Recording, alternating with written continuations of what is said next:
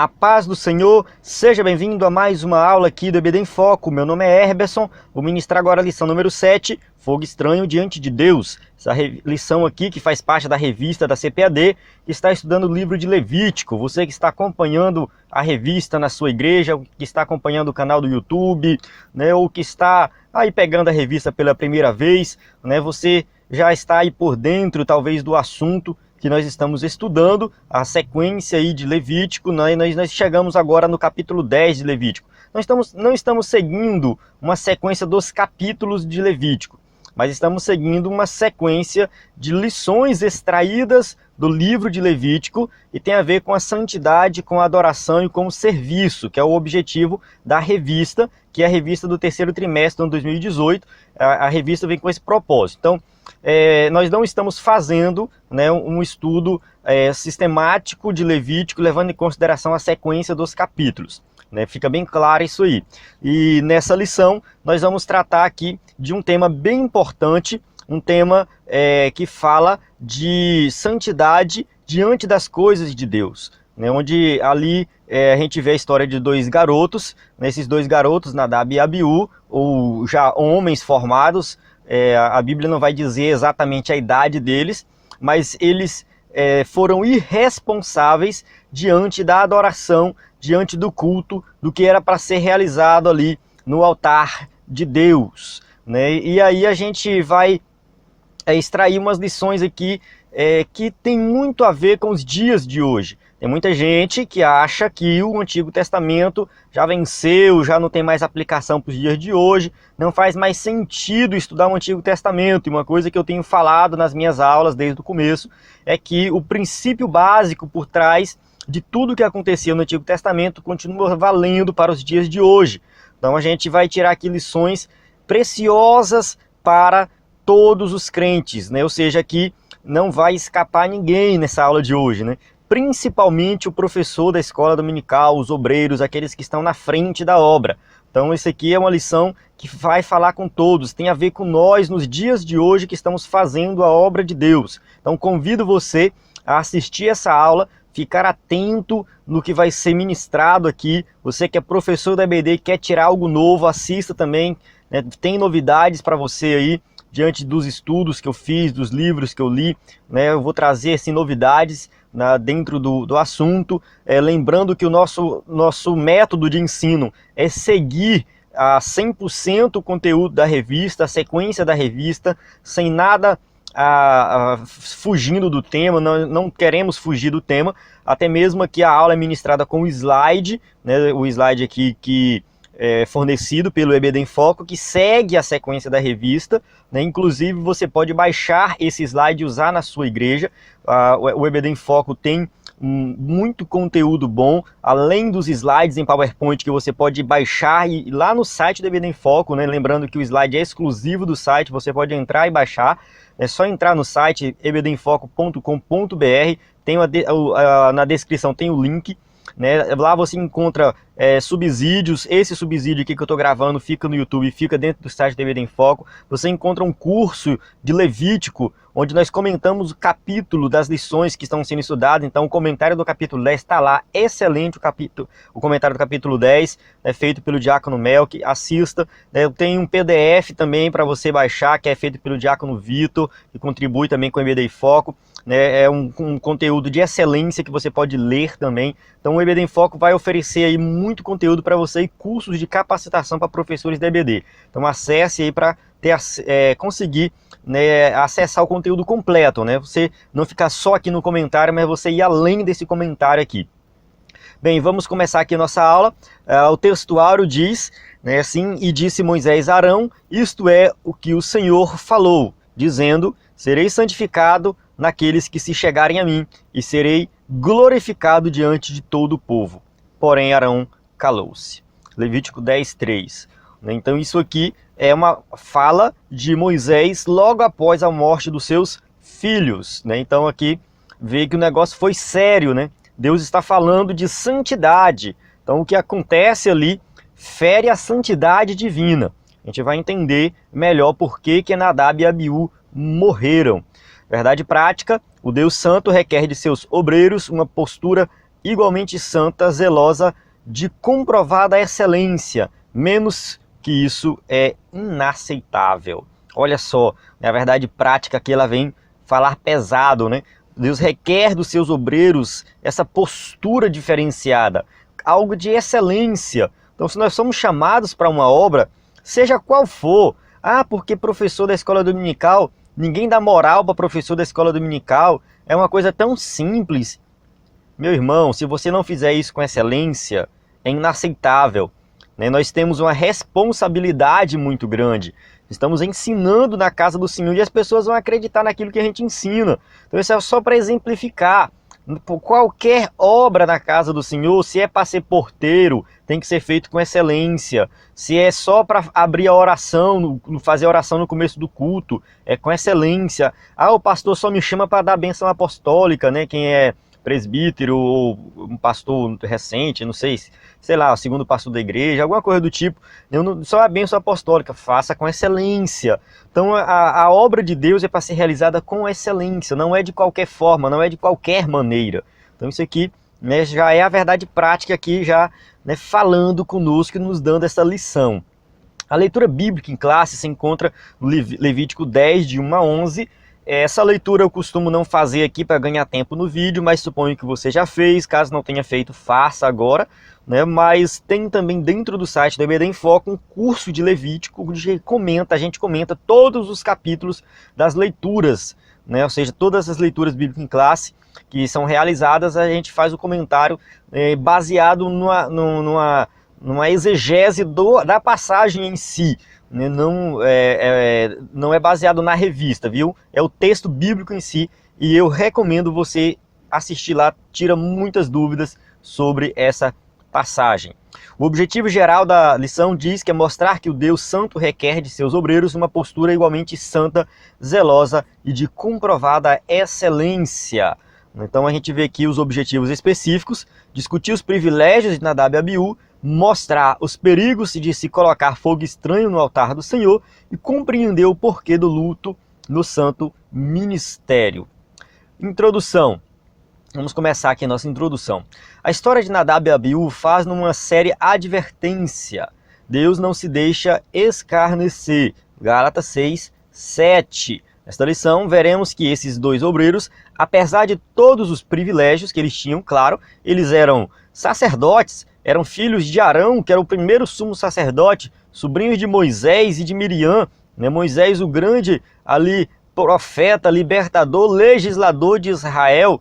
Então, que honraria era, né, fazer parte dessa família, a honra muito grande. E Nadab e Abiú tinha privilégios porque fazia parte dessa família que estava ali próxima de Deus. Só que eles não honraram o seu ministério e ofereceram fogo estranho ao Senhor. Então a gente vê aqui que não importa muito a posição da pessoa, se ela é filha de pastor, filha do presbítero, filho disso, filho daquilo, se é parente, se é amigo, se é irmão, não importa.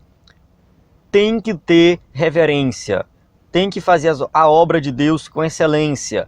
Então Nadab e Abiú, devido a eles estarem nessa posição de excelência, vamos colocar assim, eles acharam que poderiam fazer as coisas de qualquer forma, de qualquer jeito, e no mesmo instante foram exterminados. Olha só a punição, eles pagaram com a própria vida. O pecado deles foi tão grave, né? Foi um pecado tão grave que tiveram que morrer, né? Ou seja, e pode colocar que não foi só um pecado, foram vários pecados, vários erros que aconteceram, a gente vai ver isso mais adiante, né?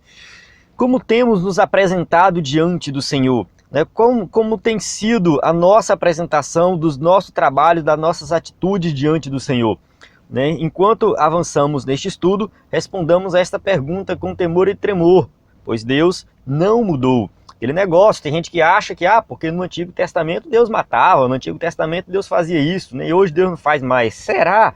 Né? Será que Deus não age mais? Será que a justiça divina não acontece diante de pessoas irresponsáveis, diante da hora? Vamos ver aí, né? A gente só dando uma lembrada aqui, né? Leia lá aquela passagem da ceia, né? Muitos que estão doentes, muitos que já dormem, né? Ou seja, a passagem da ceia deixa bem claro que Deus também age da mesma forma nos dias de hoje. Ele está a exigir santidade, pureza e reverência de cada um de seus filhos. Então Deus está exigindo de cada um de nós santidade, pureza e reverência. Tem gente que se preocupa muito com a santidade e com a pureza, mas esquece da reverência na casa do Senhor, esquece na reverência com relação à obra de Deus. Não podemos esquecer, né? Principalmente dos que fazem parte do santo ministério da palavra. Então isso aqui é o seguinte: Deus exige de todos, mas aqueles que estão puxando à frente, ensinando e pregando, esses aí o negócio é mais estreito, sabe? Ali Deus cobra um pouco mais. E se eu observo isso em várias passagens bíblicas, né, que aqueles que estão na frente, porque ali o que a gente vai ensinar, o povo vai seguir. Então como é que vai ficar alguém irresponsável, irreverente, pregando e ensinando a palavra do Senhor? É complicado. Então a justiça divina vai acontecer. Tópico 1 diz o seguinte: os privilégios de Nadab e Abiú. A ascendência levítica.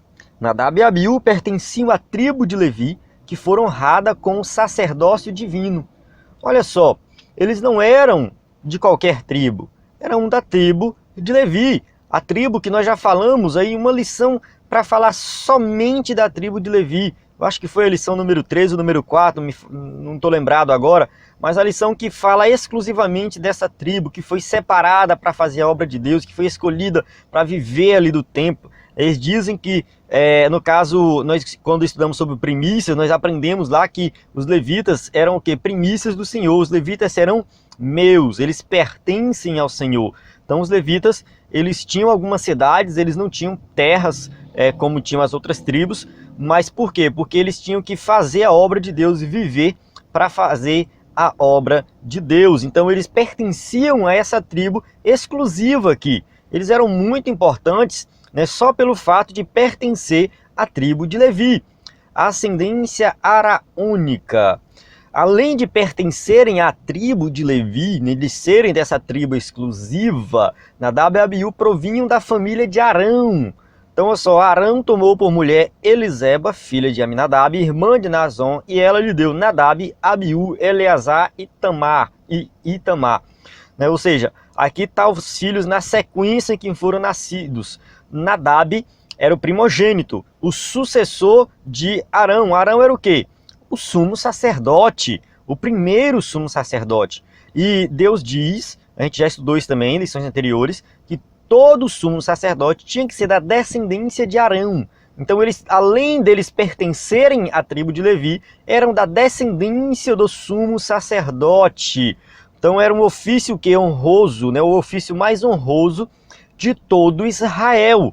Ser sumo sacerdote em Israel, pode-se dizer que era o grau mais alto que alguém poderia chegar lá, né? Tanto político como religioso, porque na época deles não tinha rei em Israel.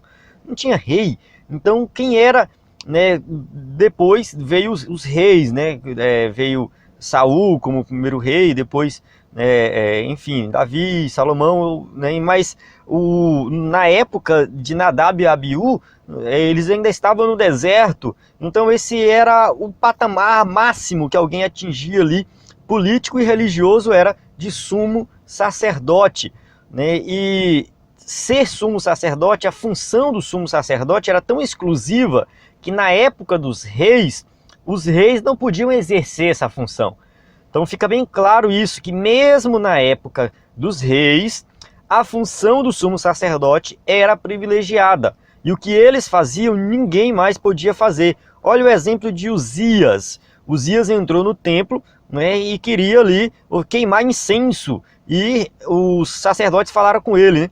Resistiam aos rei Uzias e lhe disseram: a ti, Uzias, não compete queimar incenso perante o Senhor, mas aos sacerdotes, filhos de Arão, que são consagrados para queimar incenso. Sai do santuário, porque transgrediste, e não será isto para a honra da tua parte do Senhor Deus.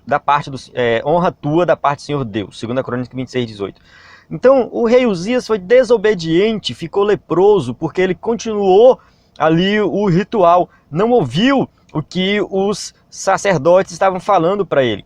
Então quando fala sacerdote, filho de Arão, ele está falando que somente o sumo sacerdote pode fazer isso aí.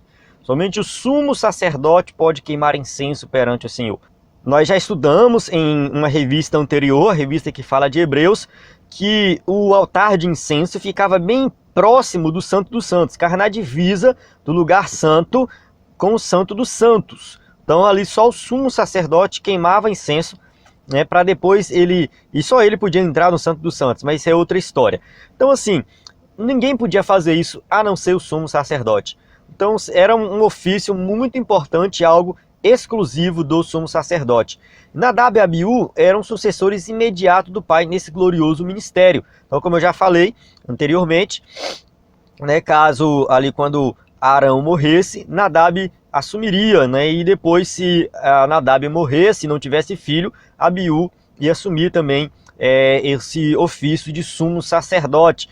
Então eram os próximos sucessores ali, né, desse ministério maravilhoso. Então a gente vê que a posição deles era uma posição de excelência, eles estavam numa família de excelência, eles tinham toda uma trajetória ali pela frente para fazer a obra de Deus, para servir a Deus, eles tinham tudo, né? Ele, como dizem por aí, tinham a faca e o queijo na mão. Então eles desperdiçaram essa grande oportunidade de fazer a obra de Deus com excelência, porque eles poderiam, né, exercer esse ministério se tivesse feito as coisas da forma correta. Participantes da glória de Deus, né? Esse tópico aqui é importante, esse subtópico, porque muitos podem questionar assim, mas será que eles tinham conhecimento das coisas? Será que eles sabiam que tinham que se comportar assim? Como que funcionava naquela época? Eles tinham instrução? Eles tinham. Não tinha como desculpa falar assim, mas eu não sabia, não tinha essa informação, eu não sabia que Deus era tão poderoso assim. Não existe isso. Quando o Senhor outorgou a lei a Moisés, a Israel, né, ali por intermédio de Moisés, lá estavam Nadab e Abiú juntamente com os demais destacados anciãos de Israel. Olha o que o texto diz, né, o texto bíblico diz. Depois disse a Moisés, sobe ao Senhor, tu e Arão, Nadab e Abiú e 70 dos anciãos de Israel, e adorai de longe. Êxodo 24, 1. Então, Moisés, quando subiu no Monte Sinai, ele não subiu sozinho. Ele subiu com Arão, Nadab, Abiú e mais 70 anciãos de Israel. Eles não ficaram próximos de Moisés, ficaram ali adorando de longe, mas eles viram ali a glória de Deus. A gente observa, né, que, estando próximo de Moisés, eles presenciaram a manifestação da glória divina. Olha só que privilégio. Está lá vendo Deus agindo, Deus entregando a lei, fazendo um pacto, uma aliança com o povo, né? Eles testemunharam a aliança que o Senhor firmara com os filhos de Israel. Então está lá Nadab e Abiú, vendo Deus agir, a glória de Deus se manifestar, né? Então não tem essa de dizer que eles não conheciam que Deus era poderoso. Sabia sim, porque eles estavam lá vendo Deus agir, né, entregar a lei e firmar uma aliança com o povo de Israel.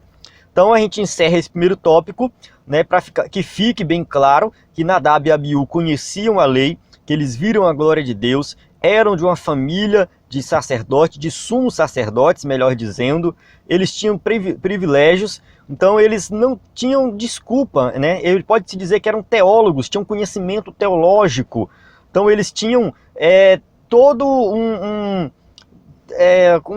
como se diz assim, um suporte, um aparato, né? Eles tinham tudo para crescer na obra de Deus e fazer a obra de Deus com excelência, né? Mas eles não aproveitaram isso aí, como a gente vai ver agora no segundo tópico. Olhando para os dias de hoje, quantos crentes hoje, quantos irmãos têm a oportunidade de estudar, estudou teologia, tem conhecimento teológico, né, tá ali no ministério, às vezes é filho de pastor, às vezes enfim, e não aproveita essa oportunidade, não aproveita tudo isso para fazer a obra com excelência, né? Então a gente tem que tomar cuidado com isso, não deixar o orgulho subir, né, ficar orgulhoso de tudo isso e acabar fazendo besteira, né? A gente tem que se submeter a Deus, porque Ele é o dono da obra, né? Ele que tem que aparecer e não nós. Então o segundo tópico fala o quê? Fogo estranho no altar, né? Esse tópico onde vai mostrar aqui o erro deles.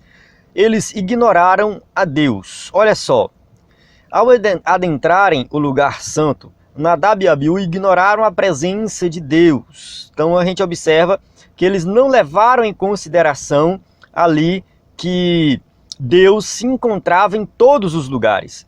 Então a gente observa o seguinte, que o Senhor não estava somente lá dentro do Santo dos Santos, no tabernáculo, né, em cima da Arca da Aliança. Deus não estava só lá.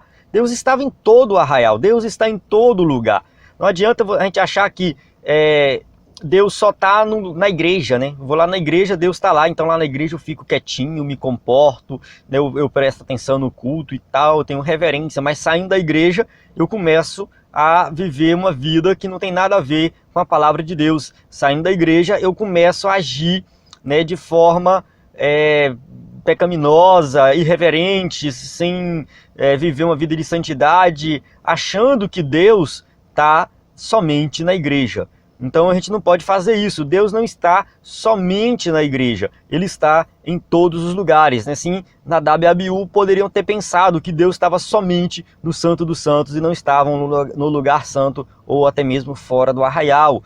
O Deus onipresente não se limita ao Santo dos Santos, né? Mas Ele se deleita com a presença dos seus queridos e amados santos. Onde estiver 2 ou 3 reunidos, ali eu estarei no meio de vós. Então, ou seja, Deus está em todo lugar, não no lugar específico. Impaciência profana. Somente o sumo sacerdote estava autorizado a oferecer incenso no altar de ouro. Então está lá o altar de ouro, o altar de incenso, e somente o sumo sacerdote, somente ele poderia fazer isso. É o que está escrito em Êxodo 30, de 7 a 9. Todavia observa-se que ambos ignoraram tal preceito, os dois ignoraram isso. Olha só, irresponsabilidades, eles entraram no lugar sagrado e trouxeram fogo que Deus não ordenara. Então eles vieram de um local, eles entraram no local e foram até um altar onde eles não tinham autorização. Pode-se dizer que é o primeiro pecado deles. Eles foram oferecer incenso que eles não tinham autorização para fazer isso, somente o sumo sacerdote. Talvez eles estavam pensando, né, orgulhosos, somos filhos do sumo sacerdote, então a gente pode ir lá fazer isso. Mas a lei de Deus era muito clara com relação a isso, não tem desculpa para isso, né? Eles foram lá de forma irresponsável e levaram um fogo que não era o fogo do altar de bronze, que era um outro altar que queimava o dia inteiro, 24 horas, não parava de queimar. Então, para levar, acender o incenso lá no altar de incenso, tinha que pegar o fogo do outro altar, do altar de bronze. Então, o outro erro deles é que eles pegaram fogo de outro lugar, não do altar como deveriam fazer. Então, as coisas de Deus não podem ser tratadas profanamente, né? Não podemos tratar as coisas de Deus de qualquer maneira, né? Se tem uma regra, se tem a lei dizendo como que deve seguir, como que deve ser feito, então vamos seguir aquilo ali. Nadab e Abiú precipitaram-se e não souberam esperar a hora de se colocarem no altar.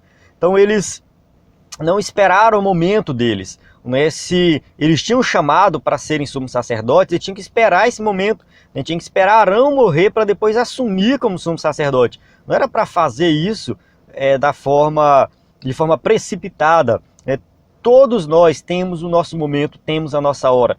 Se Deus quer te consagrar, se Deus quer te levar a um patamar maior, Ele vai fazer isso, né? Mas no momento certo, na hora certa. Apresentaram fogo estranho ao Senhor. Para que Deus fosse dignamente adorado, né? Corrigindo aqui, né, que Deus realmente fosse adorado, não bastava ter incenso prescrito pelo Senhor, mas o que era imperioso ter igualmente a brasa certa. Não oferecereis sobre ele incenso estranho, nem holocausto, nem oferta, nem tampouco derramarei sobre ele libações. Êxodo 39. Então Deus está falando da santidade desse altar de incenso. Ele tem uma função específica.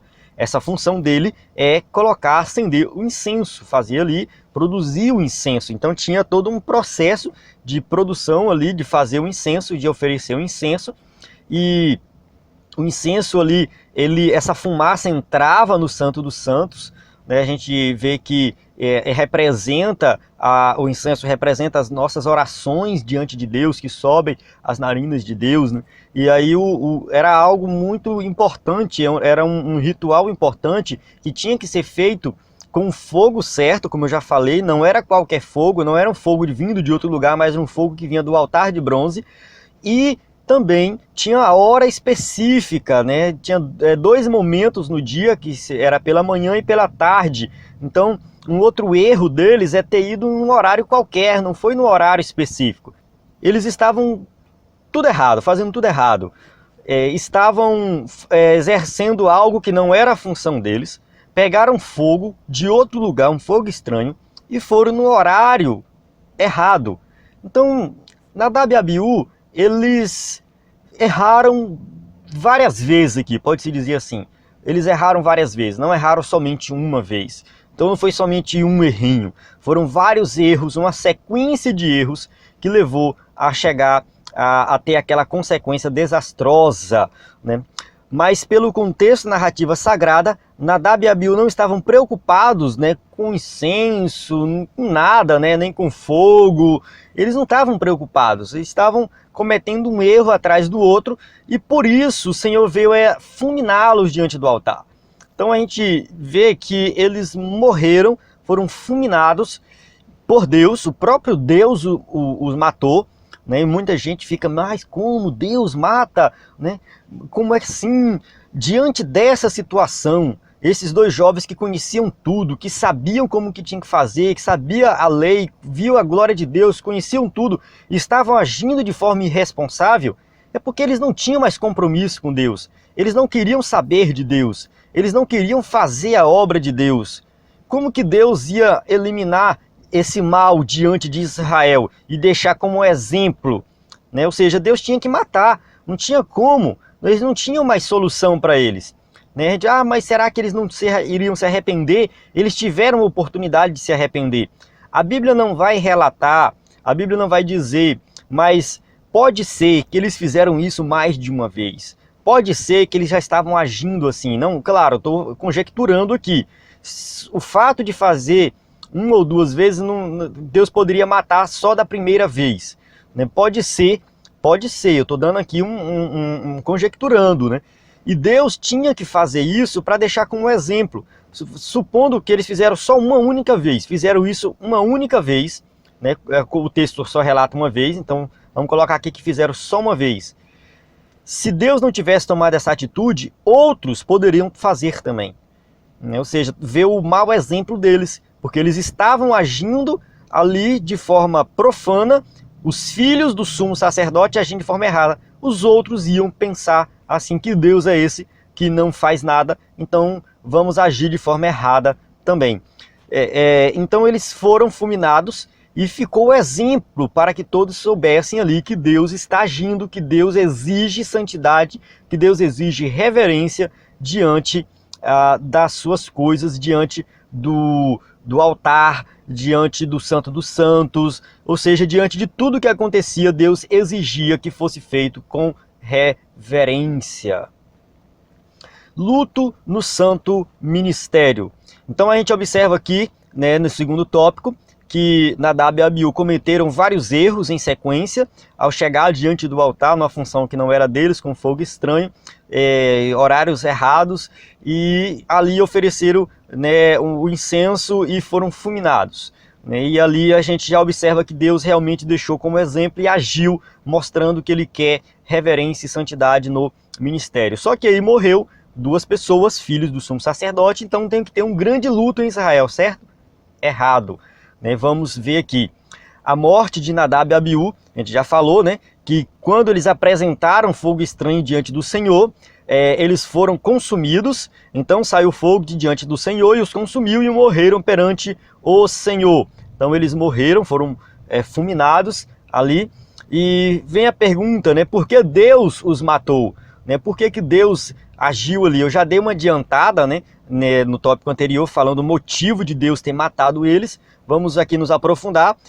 Por eles não terem levado em conta a santidade divina. Serei santificado naqueles que se chegarem a mim, e serei glorificado diante de todo o povo. Levítico 10:3. Aqui é Moisés falando para Arão após a morte dos seus filhos.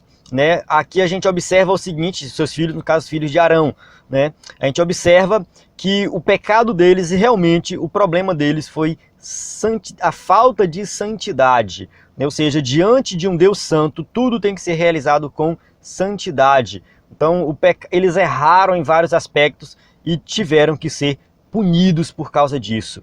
A obrigação deles era glorificar o nome do Senhor, mas preferiram buscar a própria glória. Como eu falei no começo, talvez subiu, né, para a cabeça, né, ficaram orgulhosos da posição que ocupavam e acharam que poderiam fazer as coisas de qualquer forma. De fato, né, diante desse fato, o sumo sacerdote de Israel calou-se. Então a Bíblia vai dizer ali que Arão calou-se diante disso. Quando Moisés chegou para ele e falou assim, olha Moisés, olha Arão, isso aconteceu porque Deus exige santidade, ele vai ser santificado diante daqueles que se achegam a ele. Então assim, a santidade tinha que estar presente na vida deles, eles não foram santos. E aí Arão falou, não, realmente, tá certo Moisés, né, eles tiveram que mereceram. A remoção dos cadáveres. Moisés então ordena a 2 primos de Arão, Misael e Elzafã, a removerem os cadáveres da casa de Deus. Não foi removido. No episódio de Ananias e Safira, os corpos de ambos foram levados para fora por alguns jovens da igreja. Aqui o escritor da revista faz um paralelo, né, da questão da morte de Nadab e Abiú e da morte de Ananias e Safira, mas ele não se aprofunda nisso e não diz o significado. Eu vou falar aqui o que eu entendo desse paralelo, é que esse paralelo que mostra, eu vejo assim, que Deus, ele age, ele exige santidade, e ele age com rigor, tanto no Antigo Testamento como no Novo Testamento.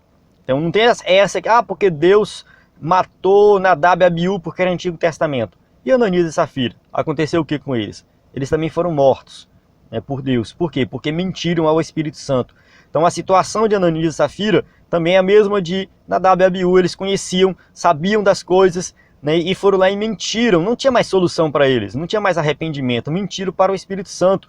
Então, ou seja, o coração deles estava tão endurecido, que não tinha mais solução. Então eles tiveram que simplesmente morrer para servir como exemplo. E será que Deus mata nos dias de hoje? Será que nos dias de hoje acontece também isso? Eu digo que sim, Muitos que partem, muitos ali é Deus agindo por causa de desobediência, porque não quiseram ouvir a voz de Deus, né? Porque ignoraram a reverência, às vezes, na casa do Senhor, das coisas de Deus como um todo. A gente não sabe, né? Era tão bom, morreu, a gente não sabe, né? E ali tem uma ação divina por trás. Então não adianta pensar que você vai agir de forma irreverente, fazer as coisas de qualquer jeito. Quem conhece a palavra, quem sabe da palavra, mesmo que não esteja crente, que não esteja servindo a Deus na igreja, tem que ter reverência. Porque se não tiver reverência, eu digo com toda certeza, Deus vai eliminar, né? Porque conhece a palavra, é diferente de um ímpio, é diferente de alguém que não conhece, é diferente de alguém que não tem o conhecimento da palavra, né, e às vezes profana algo divino, mas não tem o conhecimento. Agora, olhando para esses que têm conhecimento, que sabe da palavra, que sabe como são as coisas de Deus, eles têm que ter reverência, mesmo que não esteja crente, mas tem que conhecer, saber que Deus, ele continua sendo Deus, no Antigo Testamento, no Novo Testamento, na época da lei, na época da graça, Deus continua sendo Deus e Deus continua agindo e ele continua exigindo santidade, né, e reverência, né, concernente às suas coisas. Continuando aqui, o luto é proibido.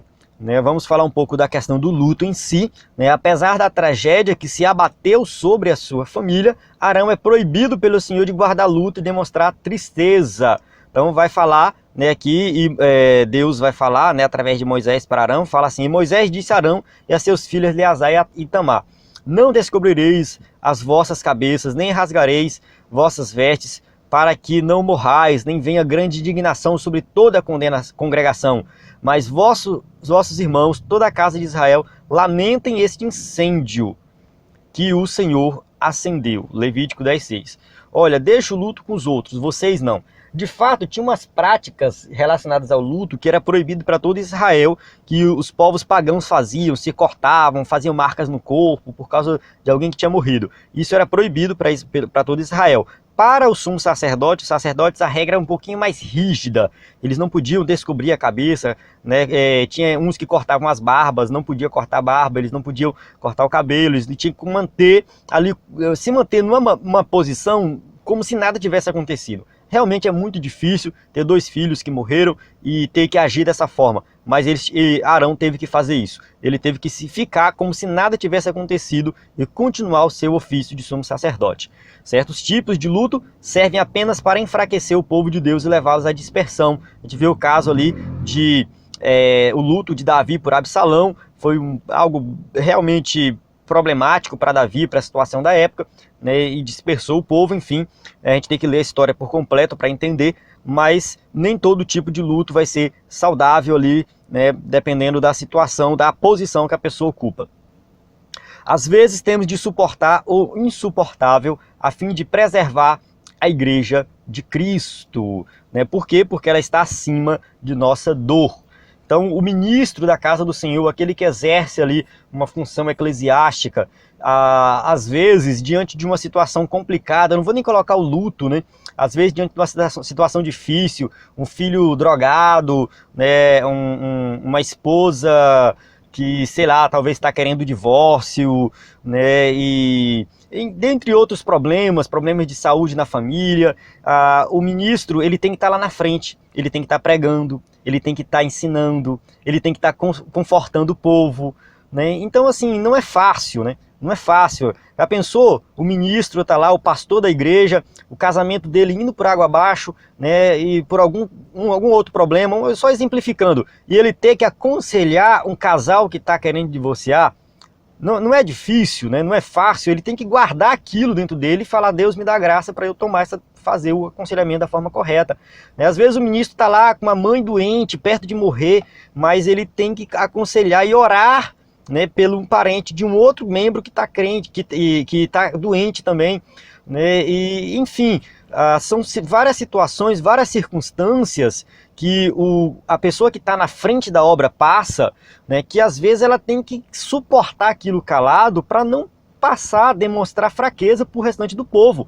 Né? Talvez fosse isso que Deus estava cobrando de Arão. Olha, Arão, não demonstre fraqueza nesse momento, né? Não fique triste por causa dos seus filhos, porque eles foram desobedientes. Então, suporta essa dor para passar isso para o povo continuar tendo credibilidade ali diante do seu ofício. Né? Então, assim, realmente, às vezes temos que suportar o insuportável, mas em prol da obra de Deus.